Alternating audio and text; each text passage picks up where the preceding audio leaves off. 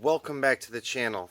So I thought I would take a minute, maybe a couple minutes, to talk about one in the chamber, or not having one in the chamber, the old Israeli carry, as they want to call it. And I know it has nothing to do with the picture of a revolver, huh? Because you can't. Can you carry one, none in the chamber on a revolver? Is that possible? You know, if you know which way it's going to rotate, you can have the first one with an empty. So you could have the first chamber empty. Doesn't that sound stupid? Believe it or not, if you're a beginner, you might try it. I know I did with my revolver at first. I would skip the first chamber. And then that way, if I accidentally pulled the trigger, or let's say I just had my revolver in my pocket and something... Here, I know you guys don't want to just look at me, so I'll hold the gun up here so you got something pretty to look at. So anyways, when let you look at the back. When I first started carrying it, you know, hey, what if keys got in there and pulled on the trigger or something? You know, you get all these things run through your head, right? And you think, man, I don't want to shoot my leg off. And then after a while of owning a gun, you either get a good holster and you don't have to worry about it so much, or maybe you just get real comfortable with how hard that trigger pull is, right? Sorry, I'm looking at my gun more than I'm thinking about what I'm talking about. Like this gun, it's pretty, and it holds 6.38 special. But anyways. Let me put the gun away. Oh, yeah, and maybe you're interested. This is called a Sneaky Pete, and I got one so that I could carry this baby real easily on my belt. And what got me thinking about the one in the chamber idea was this, is that this is kind of a goofy thing. It goes on your belt, and well, you could have it either way, but I cross draw. You could have it on the other side, and you could just regular draw. It just doesn't go in the car that well. That's why I do it the other way. But I don't even have to take it off my belt in the car, having it on my left side because I'm right-handed and cross draw. Okay, so anyways, back to the point that I'm trying to make here is with something like this, all right, when you watch a lot of self-defense videos, which I started watching some of these where they have actual instance where it's like a security camera and somebody had broken into somebody's business, and the guy happens to be carrying, and he goes to pull the gun, and they show all these different ones, and some people, they had to rack the slide first, and some people didn't have to rack the slide first, and whether you have the time, because people, what do they say? Well, you don't want to not carry one in the chamber, then there's no point in carrying because you're not going to have time to rack it. And what did, in these videos, did people have time to rack it? Yeah, they had time, but that wasn't the problem. Sorry, I'm trying to put this thing on right now. The problem was that if you don't have a hand free, okay, so if I'm holding back somebody and he's trying to stab me, or he's reaching for his gun or something, and my gun's in my hand, but my other hand's occupied. Okay, yeah, sure, maybe you can rack it on your body or some object, but you know what? Maybe that's not going through your brain right now.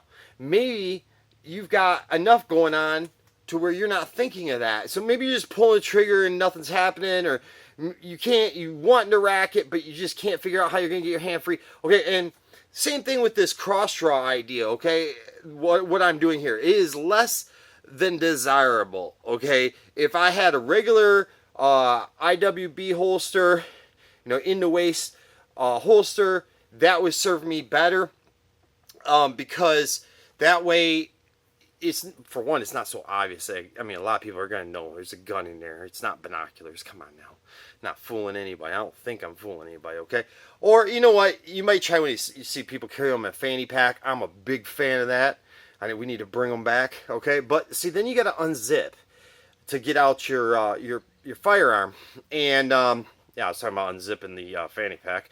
Okay, and anyways, you may not have a free hand to do that. So here's how I'm looking at this, okay? Is less than desirable, but is more desirable, let's say, to do this than to not have a firearm at all, because you really can't guess the circumstance.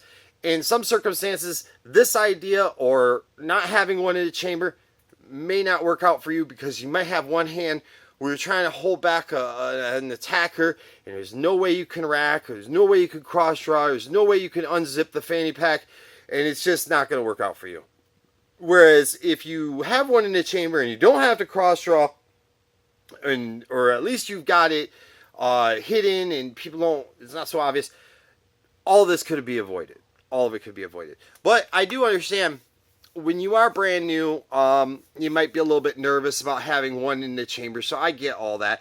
And I think it's terrible that some people shame people for their activities or their methods of carry, or even people will shame you for owning a Torres or owning a High Point or whatever. And I think that's so terrible. We have enough issues with fighting the anti-2A community. I don't think we should be bullying new gun owners and shaming them and stuff. I welcome you if you're a new gun owner. I think that's amazing.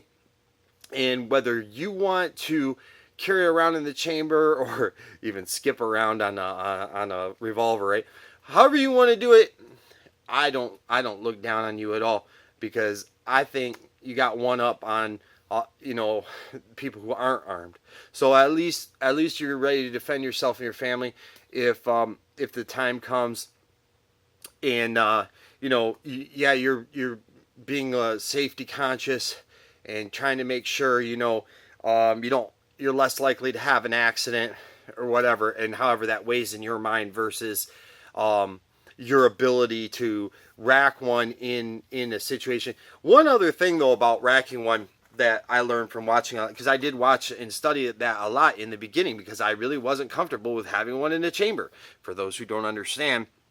And one of the things they said is, if you already have one in the chamber, then you're ready to roll. But if you don't, there's a chance that it could get hung up on the feed ramp or something. You could get a jam right then and there. At least if there's one in the chamber, and I don't think guns jam very often. It's not been my experience. Even the cheap ones, not been my experience. I mean, some do, but anyways, the point being is, if you already have one in there, at least you'll have one shot. At least we know we got one. You may have, you may not have any jams, but the idea that you're going to rack it right then and there on the spot, what if it was to mechanically fail?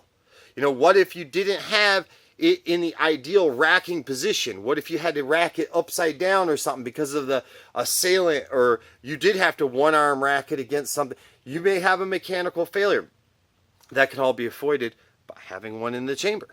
So hopefully that helps, and hopefully you'll give me that thumbs up. I sure could use that thumbs up. And thanks for watching the, I don't know what I'm going to call this video yet. I just thought I'd make a video. One in the chamber. The one in the chamber video. Have a great day.